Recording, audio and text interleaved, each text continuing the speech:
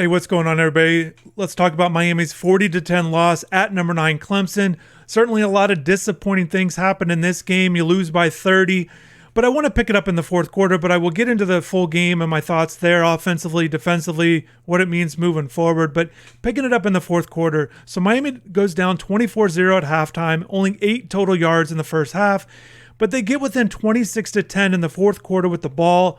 Head coach Mario Cristobal decides to go with Jake Garcia instead of Ja'Carri Brown. And Jake has a throw where I thought maybe if they could have completed this deep throw to Jaleel Skinner down the left sideline. Jake likes to throw the ball deep. It goes incomplete. They get a penalty. They're unable to get anything going on that drive. It ends with Garcia getting sacked. Clemson scores a couple touchdowns to run away with it. But, you saw Miami kind of pull within some points there. Still down 16 if they could maybe get some things even going even further. Defensively, they were starting to get some stops, but once again, eventually just came up short. So it was good to see that they played the game out, even though they got blown out. But I want to talk about offensively first. 98 total yards. That is the third lowest total in school history. It's the lowest since they had 87 in 1965 to Notre Dame. The lowest ever in Miami history is 22 yards against Kentucky in 1951. So it has certainly been a long time since Miami's been under the 100-yard mark. And this one, they just weren't able to get anything going passing-wise or rushing. 42 plays, averaging just over 2 yards a play. And it just was simply not good enough. A lot of things, a lot of reason, a lot of blame to go all the way around. But certainly Clemson just outclassed Miami in this one. Just the better team, and they showed it on both sides of the ball. In really all facets, Miami just didn't have answers at all throughout the game. And starting with Ja'Carri Brown, he goes 6 of 13, 53 yards, throws the interception. And I know we can single out certain plays, but if he could have just completed that pass to Xavier Restrepo on his first pass of the game, he was probably hyped, especially seeing Xavier run free, but he's unable to complete that pass. And who knows how things could have gone momentum-wise. Certainly that's not a 30-point play or anything like that. But for a team that's been struggling, a team that's now dropped to 5-6, only one game remaining, and we'll talk about that in a little bit. But for a team that had been struggling to do many positive things, especially in the first quarter of games and tough ones, it would have been nice if they could have built on that and do something positive moving forward. And then defensively, just unable to get stops. They go down 14-0 real quick on some long drives by Clemson. Looked like Miami was doing their best to keep everything in front of them. So, Clemson had to put together these long drives, which they did, and they were able to do it steadily through the air and on the ground, build up that 24-0 lead. Once again, Miami had only 8 yards at halftime. It's the lowest by a Power 5 school since 2012, so certainly disappointing there. So one of the reasons that Coach Cristobal has talked about why they like going with Ja'Carri Brown in this moment, as we know that Jake Garcia has struggled with turnovers, and he also has had his struggles as well. But one of the things Coach Cristobal has said going into the game was they just kind of feel like Ja'Carri, because of his dual threat ability, that he's able to do some things in the running game that they like because of the way things are going with the offensive line, some injuries there. So they feel like he's their best option. However, one of the things that just did not play out well for Miami against Clemson was they couldn't get both things going. Clemson was forcing, they really wanted Ja'Carri to throw the ball and beat him through the air. They really tried to take everything away running the ball, and they did a good job of that. So defensively, they give up almost 450 yards. They give up the 40 points. So certainly there were some things defensively not going well. And 14-19 for Clemson on third downs was certainly not what Miami wanted. They just couldn't get off the field. They couldn't stop drives. They wanted to make Clemson have long drives and play that game, not give up big plays. And for the most part, they did a good job of that. But with that, you've got to force some third down situations and come up with stops. And they just didn't do that nearly enough to be effective, to really hold Clemson down. They did it at times. And there were some moments that some defensive players did play well.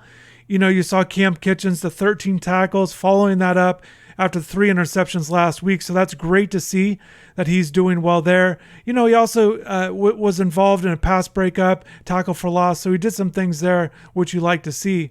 And Akeem Mesidor had 2 sacks, so that's great to see. DJ Ivey struggled early on in the game, but comes up with a nice interception and recovers a fumble. So once again, there were some moments defensively, particularly in the second half, where they did get some good stops and made some good plays, but not nearly enough. Like I said, third downs were an issue for Miami in this one. So what does it mean for this team moving forward, this program, with how the 2022 season's going? Miami drops to 5-6, 3-4 in the ACC, which means they've got to beat Pittsburgh at home in the finale to become bowl eligible.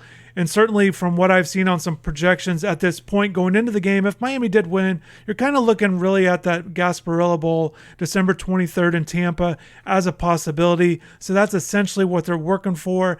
And I've been saying this all along, and I know some people might look at it like they want the season to end, work on the offseason, expect a lot of turmoil in December, and just move forward. And I understand that. I just think this team needs to have positive stuff go on, head into the offseason to beat Pittsburgh, go to a bowl game, win that, and kind of create some positive stuff for the offseason with positive results, as opposed to everything that's going to go on with the offseason. Because the offseason, the way I look at it, is going to be a lot of ups and downs. I think players on the current team, I even think some good productive players might be leaving, and I think you're going to feel down about that, and you'll feel up about some of the transfers and recruits that they get in. So I think it's going to be up and down.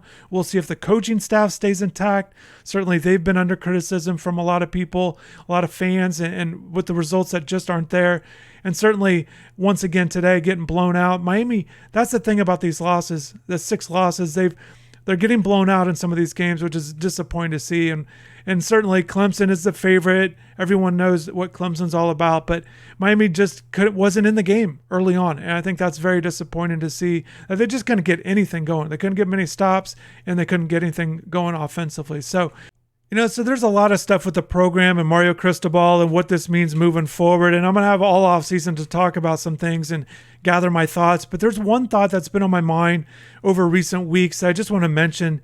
And I think this is going to be a huge challenge for Cristobal, because it's not that he doesn't know where Miami wants to be, needs to be, what it looks like when it's finished, like at Alabama, or even when he was at Oregon winning a bunch of games.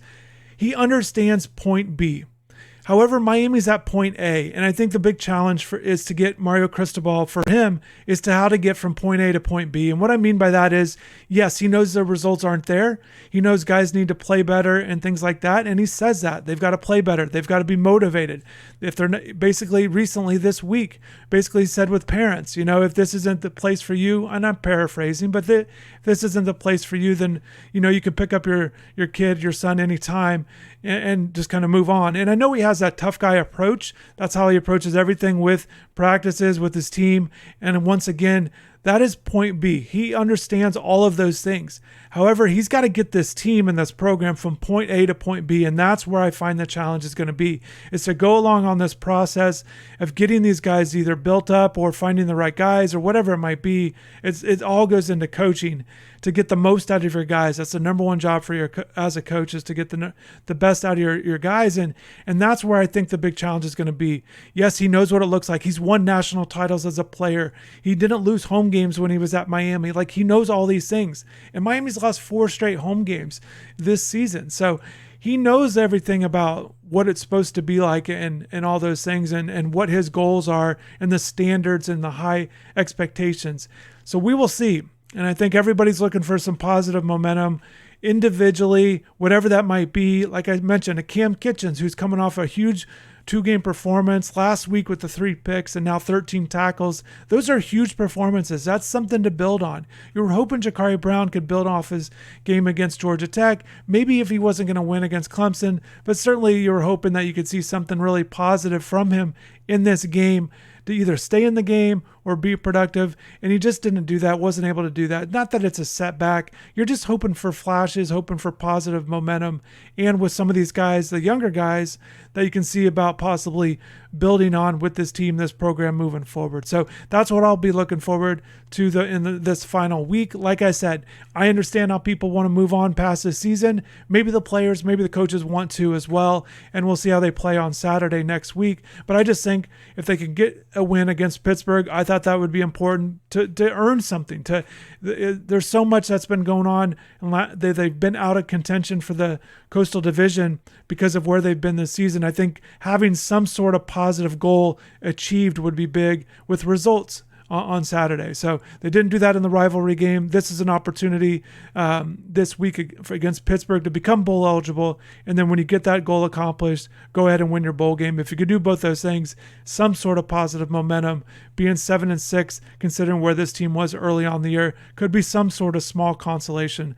But we'll see how things go. Definitely drop in the comments below. Let me know what you think about this game, maybe big picture stuff, whatever's on your mind about certain things. Also, the quarterback situation. We'll see who plays quarterback next week, if they're going to go back to Jakari, if Tyler Van Dyke is going to be healthy enough, or if they're going to go with Jake Garcia, give him another opportunity. So a lot to talk about, certainly, but definitely stay locked into the channel. I appreciate everyone. Thanks for your support. Take care.